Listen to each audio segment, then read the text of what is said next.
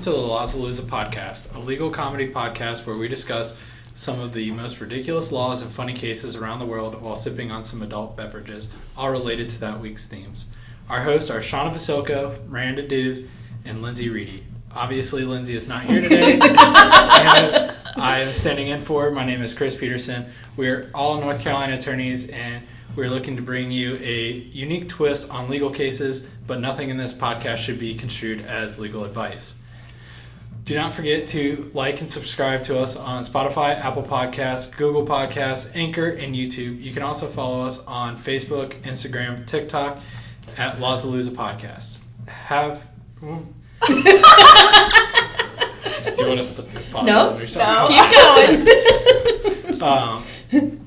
Have a law or case suggestion you want to send us a note on, you can email us at lawsaloozapodcast@gmail.com.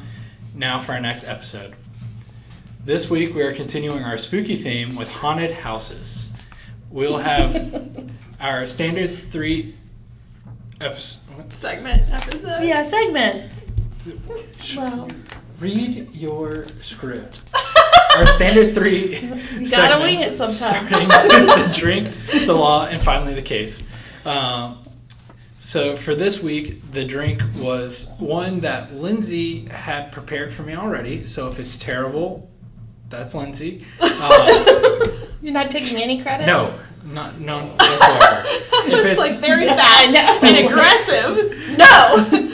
If it's fantastic, all props to Lindsay on picking out a great drink. Okay. So this one is based on the Haunted Mansion movie and contains 2 ounces of Vinique Original Shimmery Liqueur, which we had to hand make because it discontinued in 2019. It has 1 ounce of purple grape juice and 8 ounces of cold Sprite. You know, the Haunted Mansion is my very favorite ride at Disney. You know, it doesn't surprise me.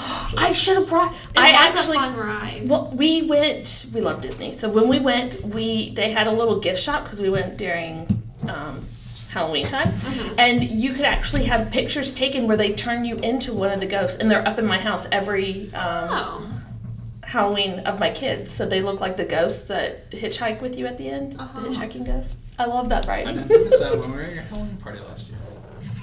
You just might have had too much of this wonderful cocktail, Chris. That was not present at that. Okay. All right. So what's it called again? The Haunted Mansion. Oh, okay. Haunted Mansion. Okay, very carefully. Cheers. Cheers.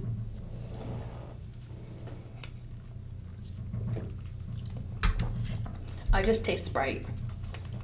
And then It's purple Sprite. It is purple Sprite. Purple is not a flavor. Yes, it is. Yes, it is, and it tastes like this. Yeah. This is what purple Sprite tastes like. I would drink this. I'm kind of disappointed it's not more shimmery, because that liqueur that you made was, like, super iridescent. Yeah. I think it settled.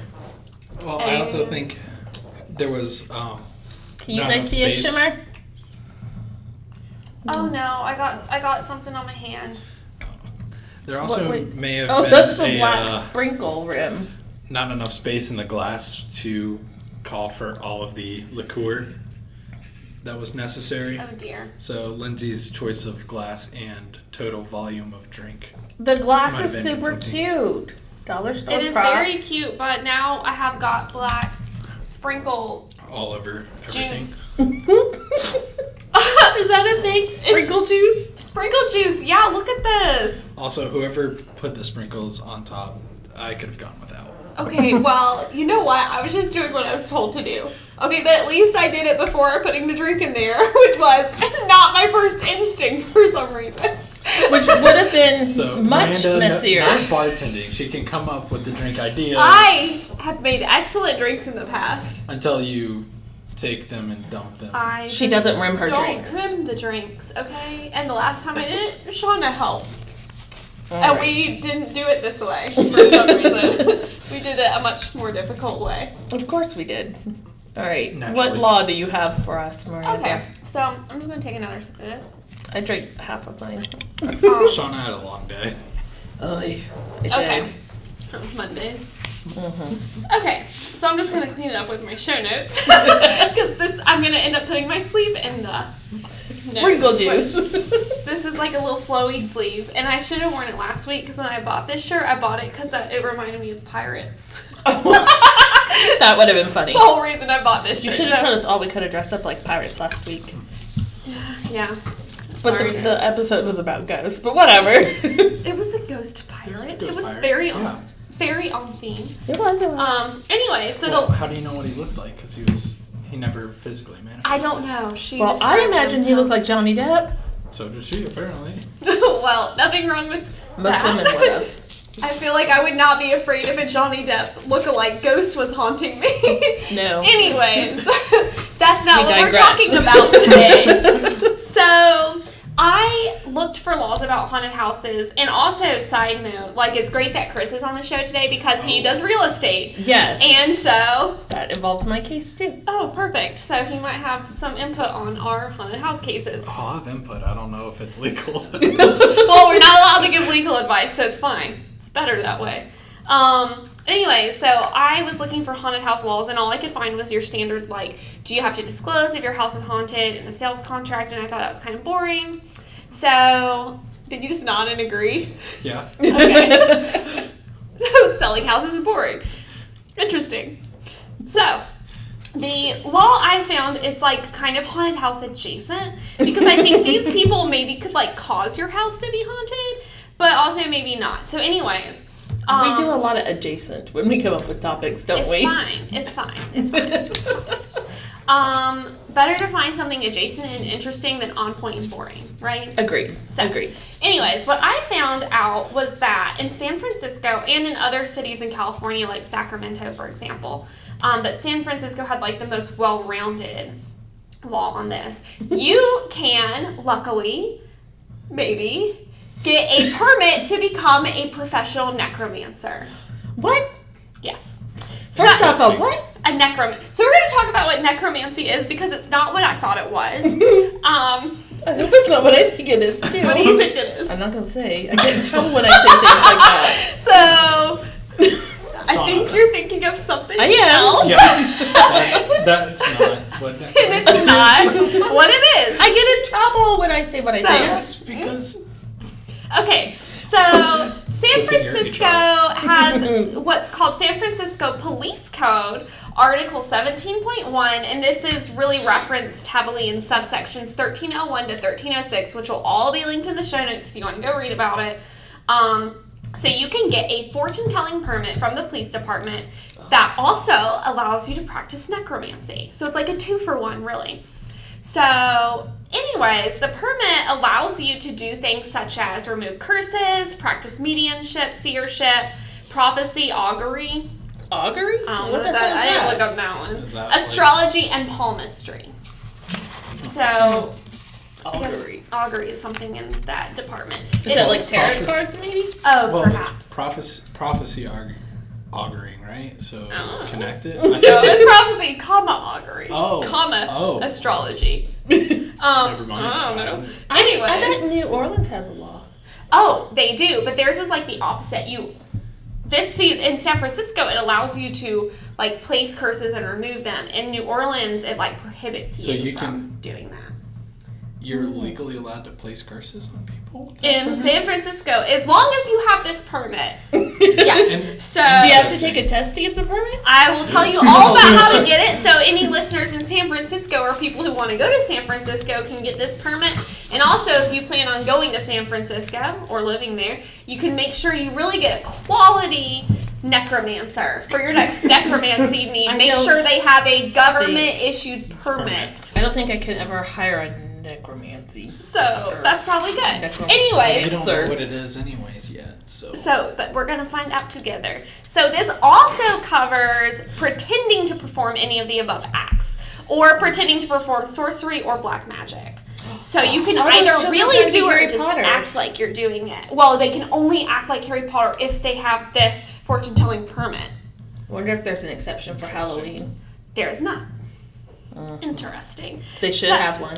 The purpose of the law, the legislative purpose... You're gonna practice necromancy. The legislative purpose of this law is to foster a positive business environment for legitimate practitioners within the industry, which is funny because it covers pretending to perform so you wouldn't be legitimate. business. But whatever. So anyways, the under the code, section 1302, it's really like defined really better than any law I've ever seen defined. And so I copied out the whole thing, but before we get to that, perhaps we should tell Shawna what necromancy is so that she knows. We should enlighten her with the definition. Do you know what it is? What do you think it is? It's like raising the dead. Kind of. It's communicating beyond the grave through messages to ghosts or by reanimation of the dead. Yeah. Reanimation, like zombies? Yes. Yes. So this began and was really popular in the ancient world, Persia, Greece, Rome, medieval Europe. It was also called sorcery or black magic. And it was the magical process of bringing dead to life with the intent of learning their secrets, telling the future, discovering something unknown, or exploiting the, quote, wisdom of the grave. Hocus Pocus 2 has some of that in it. Well, spoilers, now we don't have to go watch the movie. Okay. Hocus Pocus 1 had it, but you never watched it. I didn't watch it, okay? So this... I'm not watching too. Okay. Because it's good. Shawna's going to storm off and not finish this episode. So, anyways, Trying to finish. back to necromancy. I was discussing it in the realm of Hocus Pocus. Okay, well, it's also... So, it usually involves summoning someone against their will, obviously. Well, if they're dead, how can they have a will? I mean, I feel like if you're dead, and you probably want to just Stay dead? Anyways... Like, I mean, wouldn't you want to stay dead? Well, they summon you back and they're like, all right, go to work or whatever. Like, I'm dead. Just let me be dead. Also, don't they technically have to be in purgatory because they have to be souls that haven't moved on from... I didn't read about that, but that makes sense. Yeah, you probably can't summon them from beyond there. Yeah. Right? I don't know. I don't know, Shawna. I don't know. I'm not trying to summon a dead person. And all I read was that the church... Supernatural? Well, all I read was that the church at the time was like, we discourage this. So You think? I don't know. It didn't say anything about Supernatural purgatory. would be Okay? too scary for Miranda. Yeah, it would be. So I don't watch that kind of stuff. Hocus Pocus might be. It might be, might Shawna. be. I don't know. Anyways, It's rated PG. Miranda's afraid of it. there could be some scary... I watched this movie when I was a kid. It's got a cat in it. I don't care. This movie I watched when I was a kid was really scary. It was some animated children's movie, and it was terrifying. It was like Little Memo's Dream or something. I don't know. Anyways, it was very scary. It was not. Okay, you know what? We're talking about necromancy. So we're going back to this. Necromantic rituals often are very complex and elaborate. They involve talismans, incantations, What? magic circles, candles, symbols, and Talismans. wands. Talismans? Yeah. Like symbol things, I think. They're They're all like, those How do little you know things. about this? they're in video games. Yeah, they are. Anyways, Really? they often choose a melancholy location or wear the clothing of the dead person they're trying to communicate with. But Ew. but the catch is you have to do this within 1 year of the person's death. Otherwise, you just evoke the ghost of that person, not their actual body. So, Is that trying to imply they can only be in purgatory for 1 year? No, because you get their ghost, just not their physical Yeah. body. so Because anyways, it's rotten. Yeah. I guess. Ew. Anyways, the typical ritual involves removing the coffin from the ground, unsealing the coffin, removing the body, putting it with the head pointing east towards the rising sun, assuming the position of the crucifixion. They would put a small dish of burning wine with sweet oil near the right hand of the body and then do some kind of incantation, usually just repeating the dead person's name and demanding that they appear. So nowadays, modern necromancers just claim that they can speak to the dead but not actually raise them back to life. Because they get in trouble for digging them up. Exactly, and that is the reason why. So they say to just work with the energy of the dead, and that's because desecration of a burial site is illegal. And so now they just don't do all that. So, how do you get a permit? Oh, sorry, that one doesn't.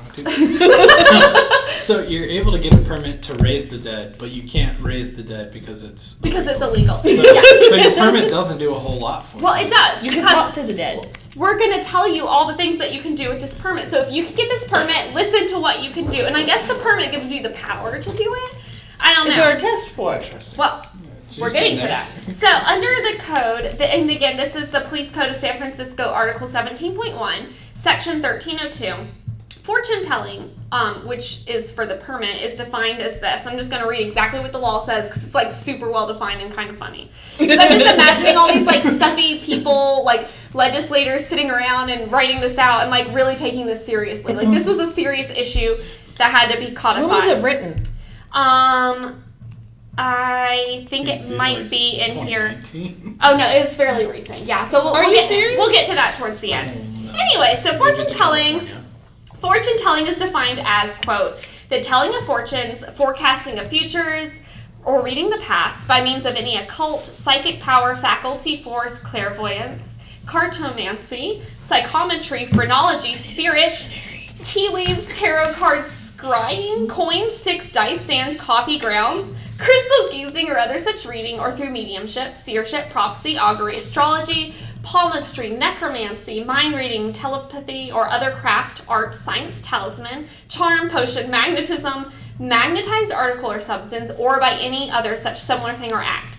It shall That's also, a lot. well, it keeps going. It shall also include affecting spells, charms, or incantations, or placing or removing curses, or advising the taking or administering of what are commonly called love powders or options, to get or recover property, stop bad luck, give good luck, put bad luck on a person or animal, stop or injure the business or health of a person or shorten a person's life, obtain success in business, enterprise, speculation, and games of chance, win the affection of a person, make one person marry or divorce another, induce a person to make or alter a will, tell where money or property is hidden, make a person to dispose of property in favor of another, or other such similar activity. It shall also include pretending to perform any of the above actions. I think a lot of this is illegal to just do. Yes, period. exactly. So anyways, but if you have this permit, I guess you can perform any of those activities, whether legal or not. And then, So then is it really illegal? not if you have this permit, I guess. So under 1304, it tells you how to apply. So to get the application, this is all that you need. You need your full business name, the applicant's true name and any aliases they use, their date of birth, their address, the California driver's license, any fictitious business name under which the applicant will operate, a name they will identify themselves to the public, their proposed place of business, their gender, weight, height, hair color, eye color, employment history for the past 5 years, the occupational permit history of the applicant, any address where they practiced a similar business, any conviction from the past 7 years other than traffic, any additional information that may be requested by the chief of police, fingerprints, photographs taken by the police department, and an application fee. I thought we should apply, but then we have to have a California driver's license. Well, you have to be a resident. I feel like this was enacted by somebody who was either trying to be a necromancer or was a necromancer and wanted to ride their competitors out of this. Yeah, wanted to get rid of their competitors, or somebody who was on the receiving end of one of these bad acts, it's gonna make it harder. And they're like, well, now I know just how to stop these people,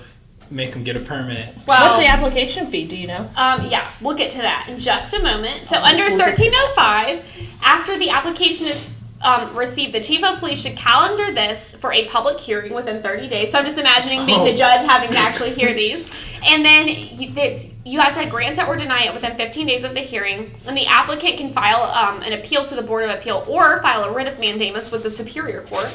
And the statute says this: they shall grant any permit unless the applicant has a felony conviction or 2 or more misdemeanor convictions related to fraud. The applicant had a previous occupational permit revoked for a fraud-related reason, or they just failed to provide the necessary information demanded. So basically, unless you have some major conviction, you're going to get this permit. You're going to be a necromancer. Yes. And so... You just have to get in front of the public and declare that you want to be one. Yes, you do. Might be a stopping point for some people. Yeah, well, or you just say you're pretending to be one. So there's a 2016 report that estimated that this industry, the fortune-telling industry, accrues $2 billion in revenue every year and employs 85,000 people in the United States alone. I'm in the wrong industry. Exactly. So this practice... It didn't say how much they make. The practice had been banned for a really long time. This was interesting, I thought, until the Spiritual Psychic Science Church of Truth versus... The what? This is the court case name.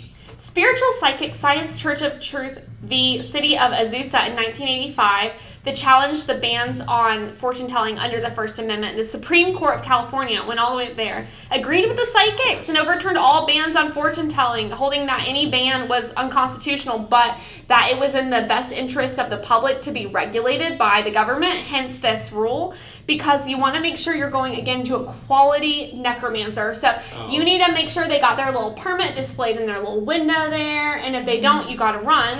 That was the first thing when I was going to go find my necromancer, is make sure they had that government permit. Exactly. So it's uncertain how many fraud cases there are for people prosecuting this, because the San Francisco District Attorney's Office doesn't actually track fortune-telling fraud. And then I thought also don't track most criminal matters anymore either. Well, they're not cracking down on the fortune-telling. So the many fortune tellers in San Francisco see the permit as just a way of 21st century fortune teller life, while others don't think it's a necessity, so they don't bother to get one. So I guess there's a lot operating without one. But back to the fee, I think it was about $350. So they said the fee was less than what the fee that you would need to try to be like a walking tour guide of the city. So for less than that, you could be a necromancer in San Francisco. What's the punishment for being charged as a fortune-telling fraud? I guess that later you wouldn't be able to get a permit because you'd have to disclose that you were convicted of the fortune-telling fraud. Which honestly, isn't it all kind of fortune-telling fraud? It's what you believe in, Miranda. That's true. We did learn that in our Sasquatch episode. Yes, very and true. Your energy vampire. The energy vampires, right? But whatever fantasy you want to believe is... We should have had somebody come in and give us our fortune. No thanks, I'm good. Read our palms. No. Mine says I got lots of lines. That's all it tells me. I don't need somebody to tell me I'll be single forever. Oh, I guess this is Chris's put this single on his, and ready to mingle profile, spotlight. whatever. You guys already tried that on the beach trip. Saw how well that worked. Yeah, aren't you still talking to those two girls? Oh, No. did I just out you? I'm sorry. No. Okay. Yeah. On to the court case. All right, has anyone ever heard of the Ghostbuster case? No. Yes, you have. No. Yeah, in law school. Oh, is this the one where they had to say their house was haunted or whatever? Yeah, but there's a lot more to it. Is it the house in Connecticut? No, it's in New York. Oh. All right. Oh, it's Strombowski. Was that what it was Yes. called? Oh, Okay. Yes. This case is in just about all law school first year classes in either contracts or property law. I think we talked about it in property law. I thought we had it in contracts. Oh, see. I think it was contracts because Was it was it? about disclosing whether Yeah. your house was haunted or not. Okay, maybe it was contracts. Yeah. Well. Well, someone didn't pay attention. This case stems from, and I think She it's still pronounced doesn't, so it's fine. Nyack. Is it Nyack, New York? Oh. They're gonna crucify me if I get it wrong. Nyack. Nyack. That sounds good to me. New York. Sounds like a sound. Yeah. And it involves a 4,628 square foot Victorian home built in 1890. The home has, and on some accounts, 5 bedrooms. On other accounts, I saw 6 bedrooms and 4.5 or 3.5 baths. Maybe they changed one of the rooms. I don't know. Anyways, the home is located next to the Hudson River, and it is described as being located on a very quiet street. The home has been completely renovated but maintains the natural charm and beauty of the original home. And I'm going to post all these beautiful pictures. So it sounds perfect, right? Well, I know I it's don't know. haunted, It's- so no. It sounds haunted. Well, searching. 1890 Victorian. Yeah, any Haunted. home that's over 100 years old is definitely haunted. It sounds beautiful. My sister-in-law bought a home built in the late 1800s, maybe 1890, Haunted. 1895. And they went into the attic when they were moving in, and there was a creepy doll. Haunted. Haunted. No. Do Are they they stay the- there? are Or Yeah, do they live there now. Is it haunted? They don't. Are they the ones that started Annabelle? No. 'Cause if they are, No. But the address of the home is 1 La Vida Place, and you'll quickly discover that it is the center of the 1991 how do you say it? Strampowski. I'm terrible with words. Strambowski yeah. versus Ackley case. Helen and George Ackley purchased the Victorian home in the 1970s and lived there for almost 20 years, sharing the home with their children, grandchildren, and some spirits from long ago. During that time, the Ackleys reported being awoken every morning by a shaking bed. Okay, why would you stay there that long in a haunted house?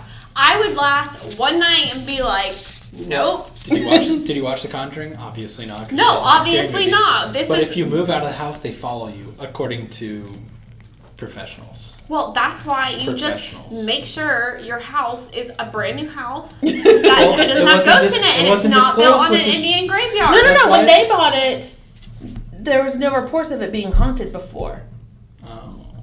That I could find, anyways. I bet it was. So, every morning they were awoken by a shaking bed, but one evening, Miss Ackley made an announcement that it was spring break and that she wanted to sleep in, and the ghost did not shake the bed that morning. Well, yeah. If you've ever inferred the wrath of a angry mother. Waking them up early? No. Not even from beyond the grave. No. Hard pass. The Ackleys also reported that they would hear phantom footsteps, doors opening and slamming shut. There were 3 ghosts that reportedly haunted the home. How do they know it was 3? Well, I'm going to tell you.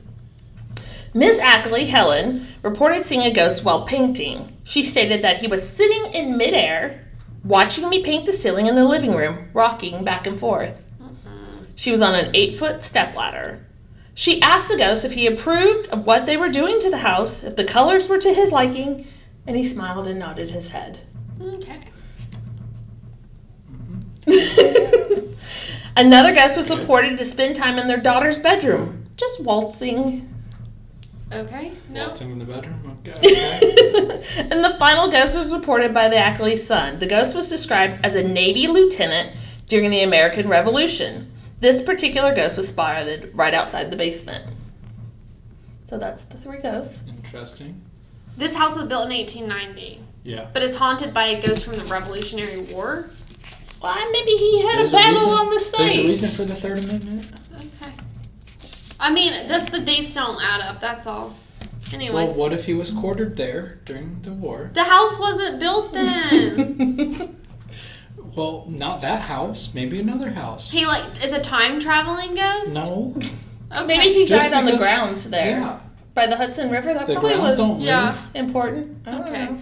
Anyway, so these are, not bad ghosts? No, they reported that they were... Well, except for the one shaking the bed, apparently. We just wanted him to get up and down for school. No. In addition to the various ghost sightings and sounds, the Ackleys also claimed that the spirits would leave gifts for the family. Oh. Gifts of coins, rings, and Miss Ackley said she even received a pair of silver sugar tongs. Okay. That were left. Well, that's nice. That's nice of you. Where did they get them from? Beyond the grave. Yeah. Okay. Sure. A psychic was even called in to visit the home and declared that Sir George, a ghost known as the Ghost of Nyack, I just like to say it that way now, and his wife Lady Margaret were haunting the home.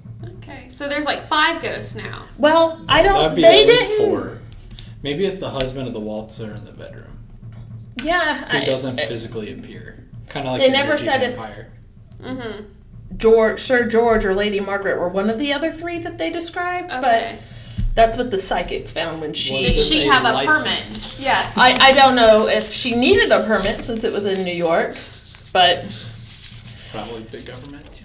In May of 1977, the Ackleys shared their experience with Reader's Digest. So you can actually, and I'll link it, go on and read the article that they wrote for Reader's Digest about their experience. There was one story described by George that states he was in his bedroom about to go to sleep. It was a dark, clear night. His wife was sound asleep next to him, and he was about to doze off when he suddenly heard the bedroom door creak and the floorboards squeak. Nope. His back was to the edge of the bed, and he was stone stiff when he suddenly felt the bed depressed down and something leaned against him. No. As he turned his neck to peer at the subject near him, he saw the figure of a woman in a soft dress. After a minute, she just simply left the room. No. I do not like that. I was waiting for that comment. No. In 1989, the Ackleys placed the home on the market. Mr. Stambrowski entered into a contract to purchase the home and put down a down payment. Ackley's northern realtor informed him of the spiritual guest lingering in the home. Have you ever had that come up in any of your... No, thankfully. Would you advise them that they should disclose that information? I think they're required to. Is there a special, like, stamp they put on it? Not that I've seen on the standard form.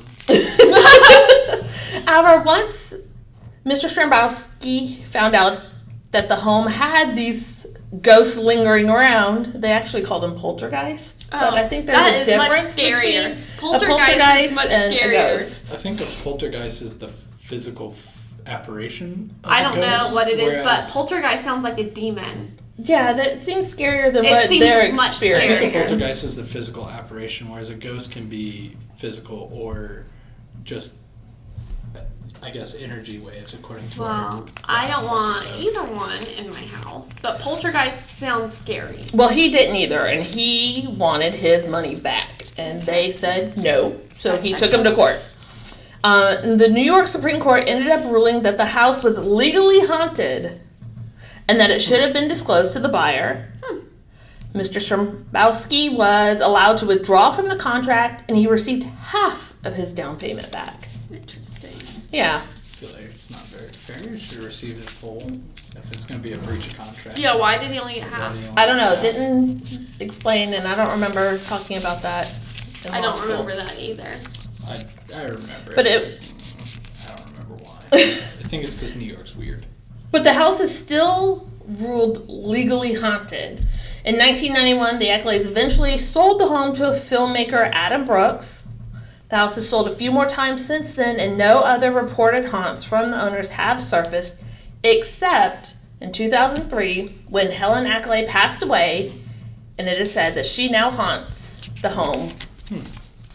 So she was living somewhere else, passed away, and then went back to that house to haunt it? just to haunt people? Apparently, she likes the ghosts that live there and wanted to hang out. I guess. I mean, they seem nice. Could you stay in a house with nice ghosts? No, Yeah. I don't want to live in a house with any kind Can of we ghosts. buy this and turn it into an Airbnb attraction? Sure, it's $1.9 million. Speaking of weird Split between Airbnbs. like 10 ways. And everybody in the Okay, we're not buying this house. Turn it But Airbnb. when I was looking for cases, I was Googling a whole bunch of different things, and I found this one Airbnb, and I just wanted to know if you guys would stay here. So it's in Europe, it's in Romania. This guy has an Airbnb, and it's Dracula's castle, but he's decorated it like Dracula's castle, and the bed is actually a coffin. Would you stay there?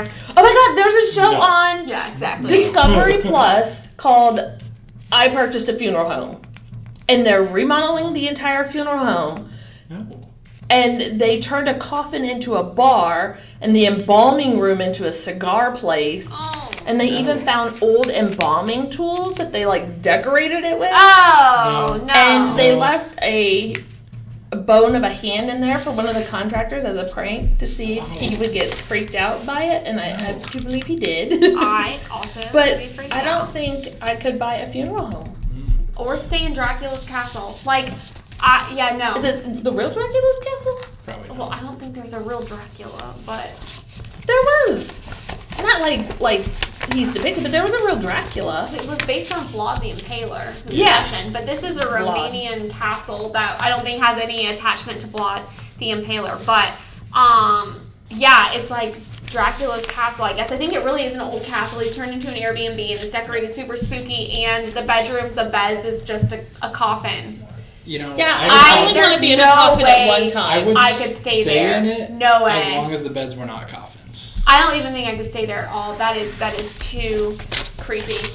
Yeah, I'm not wanting to sleep into a coffin Yeah. until I'm dead. Yeah, And then I want to be a tree, so I don't even need a coffin then. exactly. Anyways, So that's a no for everyone who. that is a no, no. haunted houses. No on No the, haunted houses. No on the Dracula's mansion. Would Yeah. you buy a haunted house and Yeah. live in it? I don't know about living it, but I'd Airbnb it because there are some weird people who would definitely rent it out. Yeah. Yeah. For periods of time. But you'd have to go in there, wouldn't you, to like renovate it? No, you hire contractors. folks. Miranda. No, you hire people for So that you stuff. would never set foot in the house. Would you want I to don't find out have if it to. was nice ghosts or do you care? My guest will tell me. Mm. Hey, they signed the waiver. You would have a waiver. Oh yeah. Yeah, you pretty much have to. Yeah. Yeah. Uh-uh. You know that you're stepping into a haunted house?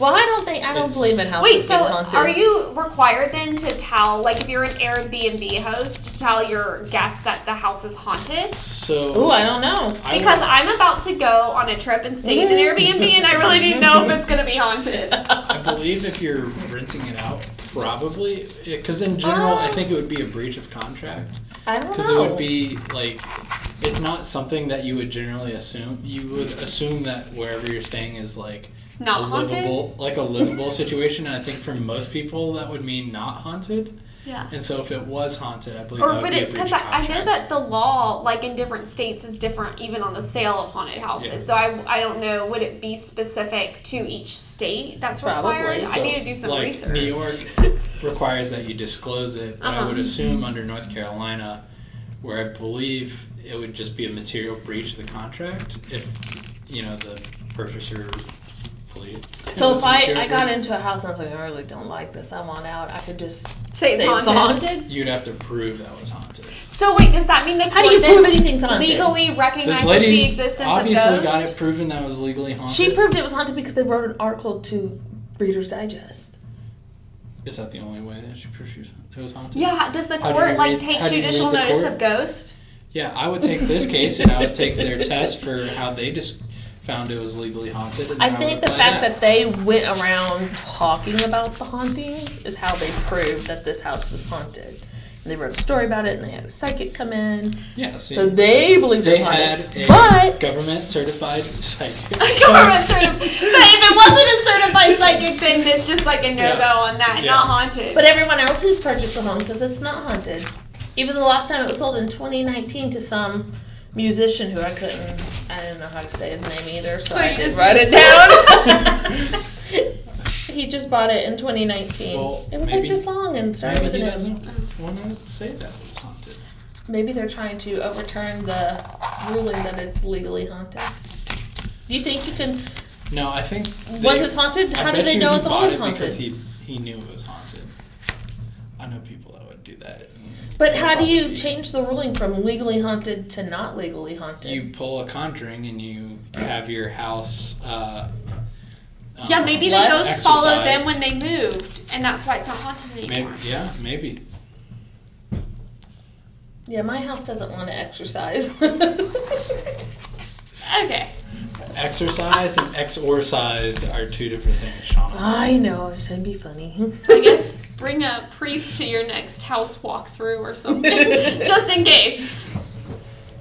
Watch Supernatural. It's a step-by-step guide on Will defeating not the- be the, watching that. ghost. You Yeah. could watch I Bought a Funeral Home, you might. I will not. If it's even mildly scary, I do not What want is to scary watch about it. remodeling a funeral home? Oh, it's creepy, Shawna. That's It's just gross. weird. That's weird.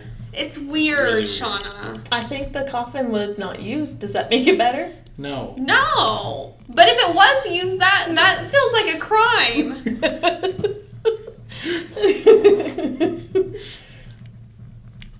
Are they gonna live in it? Yeah. It's definitely haunted. There's like thousands of dead people in there. Well, how do you know it's haunted? Do you believe in hauntings? I don't know. It's Look. probably like demons, Shawna. Why? No, Miranda doesn't mess with demons. You don't have to believe it was haunted. You just have to never leave out the possibility that it is haunted. So if you don't believe it's haunted, the ghosts don't appear. They only appear if you believe in them. What the heck is this? No. You just don't leave out the possibility, because if something really is, out there and supernatural, then you can't be all that surprised about it. Whereas So- if you don't believe in it, and then it's like, oh crap, then your world gets Yeah, turned so upside that's down. why I said I do believe that. It's So like every house, you're just gonna believe every house is haunted unless I proven think otherwise? you should. That is the safest way to operate your life. When Miranda is goes to buy everything her house, is haunted until proven otherwise. Miranda's gonna be like, I need to stay here for 15 days. I don't wanna before I stay move there. in At all. To see if it's 13. haunted. 13 days. It's a magic number. No, To it's prove that just it's you not bring haunted. a priest with you with holy oil or water or whatever to Sprinkle it exactly. around. Yes, And if any demons show their way out, then be like, don't buy the house. Exactly. no, you now know it's No, he'll be fine attached to you. He'll just come No. live wherever you are. No, that's not how that you've works. excised him at that point. Exactly. So now the house is fine. But Now you I know don't it's want to okay live live in there. any house that demon ghost used to live at. Why not? That's creepy. You just had him excised. It doesn't matter. Whoa. Well, we've gone way off topic, Yes, we have. but what's new? Anyways, So that's our case for this week. Next week, tune we're in. talking about bats. And Miranda's very cute. excited. And I think she's very excited because they're bird-like. Okay, bats are not birds. Bats are a I little didn't say they bit. were birds. I said They're- bird-like. They're a little bit creepy and also kind of cute. So, but bats are pretty cool because of that reason. They're creepy and scary and also really cute. And black, and you like black. Black is my favorite color. You know, of all the animals, I never would have thought that bats would have been what Miranda was excited about. Have you seen bats? Yes. They're cute. Okay, I'm sorry, Van. Bats are just Just- rats with wings. They No, are they're not not. cute. Yes, they Bats. are rats with wings. Well, I mean, rats aren't Ew, that bad. ew, ew. Mice are cute. Ew. Okay. Katie would not approve of that statement. Yeah, that's true. She'd probably try to eat that. All right, mouse. off topic again. Anyway, so tune in next week week. we're talking about bats. So it should be an interesting episode if we can find a law in a case related to bats. Otherwise, I'll just be telling a funny bat story. That is a true story that happened to me. That is adjacent. No, it's actually about bats, and it's a true life story of some bat experience. Anyways. 90% chance that story comes out next week. it absolutely it's definitely will. coming out. We're going to hear the bat story next week, so you don't want to miss that. So don't forget to like and follow us on Facebook, TikTok, Instagram. and Listen to our podcast at all the places we listed at the beginning Yes. of this episode. See you next week. bye. Bye.